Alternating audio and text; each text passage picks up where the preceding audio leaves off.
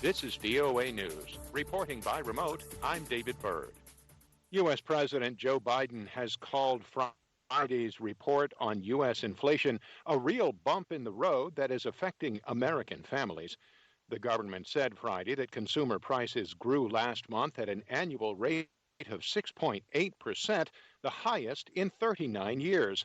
Speaking at the White House, the president acknowledged that prices have gone up, but pledged to keep working to lower inflation. When you walk in the grocery store and you're paying more for whatever you're purchasing, it matters. It matters to people.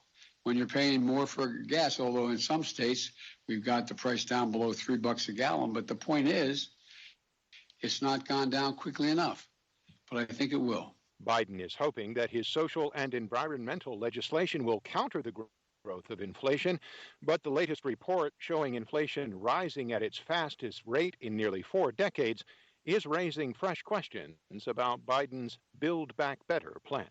The U.S. government has announced financial sanctions and other restrictions on 15 people and 10 entities in China, Myanmar, North Korea, and Bangladesh to coincide with International Human Rights Day. The actions announced Friday by the Treasury Department also include investment restrictions on a Chinese company connected to the mass government surveillance operations in China. The sanctions are intended to freeze the targeted people and entities out of the global financial system. The measures include a ban on travel to the United States for 2 Chinese government officials who have been involved with the repression of Uyghurs and other minorities in the far western Xinjiang region of the country. There's more news on our website, voanews.com. This is VOA News. NATO Secretary General Jens Stoltenberg has rejected Russian demands to rescind a 2008 commitment to Ukraine that the country would one day become a member of the Western Military Alliance. Speaking after a meeting with Germany's new Chancellor Olaf Scholz, Stoltenberg said NATO's relationship with Ukraine would be decided by the alliance and Kiev and no one else. We cannot accept that Russia is trying to re-establish a system where big powers like Russia has spheres of influence where they can control or decide what other members can do. The new German leader, in an inaugural trip across Europe, said members of the 30-member-strong military alliance had to work together to press upon other countries that threaten Ukraine's integrity. Russia has massed thousands of troops on Ukraine's border. The West and Ukraine say Russia could be planning to invade its former Soviet satellite state, but Moscow says it has no such plans.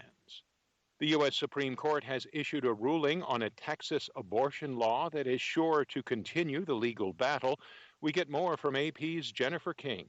A near ban on abortions in Texas will remain in effect after the Supreme Court ruled Friday that abortion providers will be allowed to sue the state over a law that makes abortion illegal after cardiac activity is detected. That's around 6 weeks before many women know they're pregnant. The AP has reported that Texas women seeking to end pregnancy have been seeking Plan B medication in Mexico or turning to clinics in far-flung states because those nearby can't keep up with the increase in demand. The Texas law was designed to put obstacles in the way of legal challenges, and so far that strategy has worked. The case is almost certain to return to the Supreme Court with its conservative majority after a review by the 5th U.S. Circuit Court of Appeals, which has twice voted to allow enforcement. Jennifer King, Washington. Former Kansas Senator and presidential candidate, the late Bob Dole, has been honored at a funeral service at Washington's National Cathedral.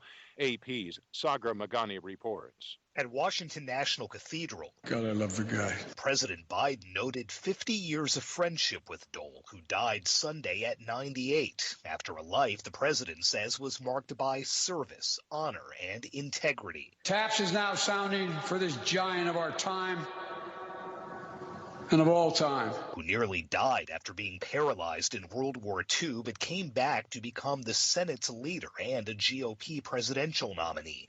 Robin Dole says her dad accomplished a lot, but that's not the important part. His goal was to help one person each day.